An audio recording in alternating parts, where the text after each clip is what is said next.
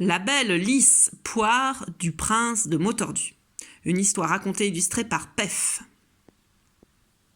À n'en pas douter, le prince de Motordu menait la belle vie.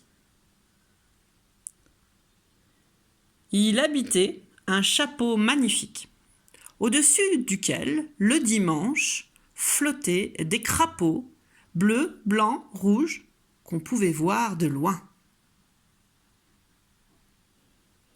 Le prince de Motordu ne s'ennuyait jamais.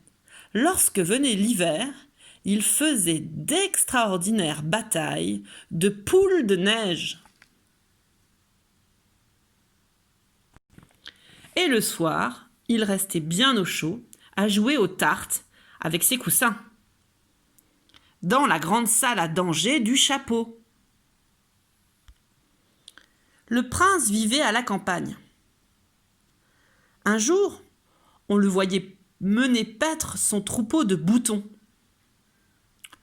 Le lendemain, on pouvait l'admirer filant comme le vent sur son râteau à voile. Et quand le dimanche arrivait, il invitait ses amis à déjeuner. Le menu était copieux. Menu du jour: boulet rôti, purée de petits bois, pâtes fraîches à volonté, suisse de grenouille. Au dessert, braise du jardin, confiture de mûres de la maison. Un jour, le père du prince de Motordu, qui habitait le chapeau voisin, dit à son fils: « Mon fils, il est grand temps de te marier. » « Me marier? Et pourquoi donc ?» répondit le prince. « Je suis très bien tout seul dans mon chapeau. » Sa mère essaya de le convaincre. « Si tu venais à tomber salade, lui dit-elle, qui donc te repasserait ton singe ? Sans compter qu'une épouse pourrait te raconter de belles lisses poires avant de t'endormir. » Le prince se montra sensible à ces arguments et prit la ferme résolution de se marier bientôt. Il ferma donc son chapeau à clé, rentra son troupeau de boutons dans l'étable, puis monta dans sa toiture de course pour se mettre en quête d'une fiancée. Hélas, en cours de route, un pneu de sa toiture creva. « Quelle tuile !» ronchonna le prince. « Heureusement que j'ai pensé à emporter ma boue de secours. »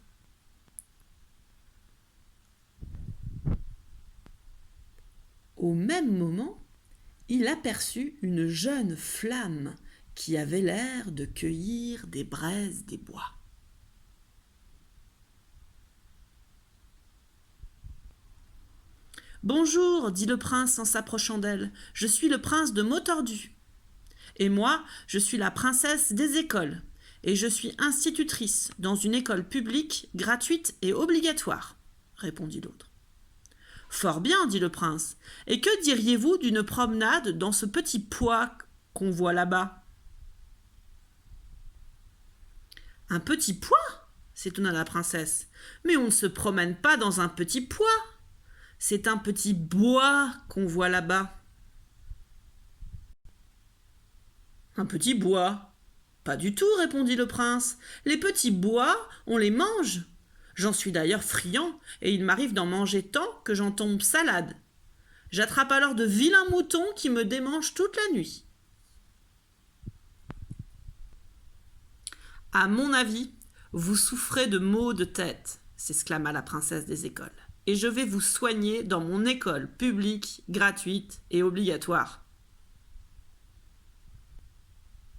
Il n'y avait pas beaucoup d'élèves dans l'école de la princesse, et on n'eut aucun mal à trouver une table libre pour le prince de Motordu, le nouveau de la classe. Mais dès qu'il commença à répondre aux questions qu'on lui posait, le prince déclencha l'hilarité parmi ses nouveaux camarades. Il n'avait jamais entendu quelqu'un parler ainsi. Quant à son cahier, il était à chaque ligne plein de taches et de ratures. On eût dit un véritable torchon. Mais la princesse des écoles n'abandonna pas pour autant. Patiemment, chaque jour, elle essaya de lui apprendre à parler comme tout le monde.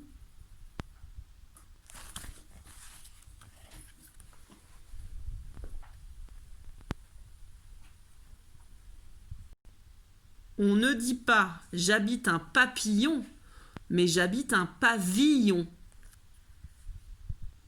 Peu à peu, le prince de Mautordu, grâce aux efforts constants de son institutrice, commença à faire des progrès. Au bout de quelques semaines, il parvint à parler normalement, mais ses camarades le trouvaient beaucoup moins drôle depuis qu'il ne tordait plus les mots.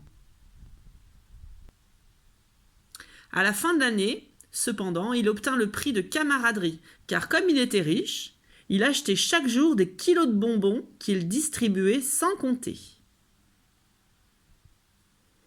Lorsqu'il revint chez lui, après avoir passé une année en classe, le prince de Mautordu avait complètement oublié de se marier. Mais quelques jours plus tard, il reçut une lettre qui lui rafraîchit la mémoire.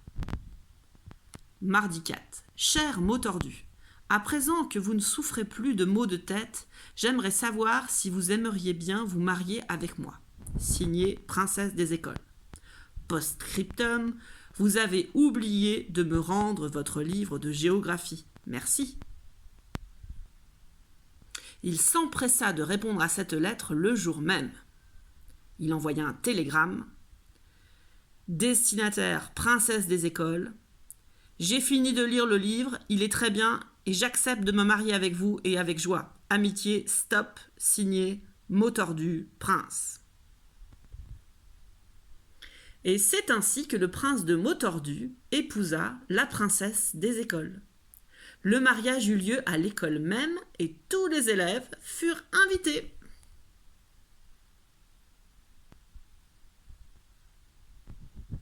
Un soir, la princesse dit à son mari « Je voudrais des enfants. » « Combien ?» demanda le prince qui était en train de passer l'aspirateur. « Beaucoup, » répondit la princesse. « Plein de petits glaçons et de petites billes. » Le prince la regarda avec étonnement, puis il éclata de rire. « Décidément, dit-il, vous êtes vraiment la femme qu'il me fallait, Madame de Mautordu. Soit nous aurons des enfants, et en attendant qu'ils soient là, commençons dès maintenant à leur tricoter des bulles et des josettes pour l'hiver. »